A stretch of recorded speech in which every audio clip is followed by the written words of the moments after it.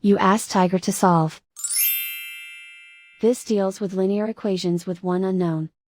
The final result is x equals -5. Let's solve it step by step. Simplify the expression. Simplify the arithmetic. Isolate the x. Divide both sides by -2. Cancel out the negatives. Simplify the fraction. Move the negative sign from the denominator to the numerator. Find the greatest common factor of the numerator and denominator.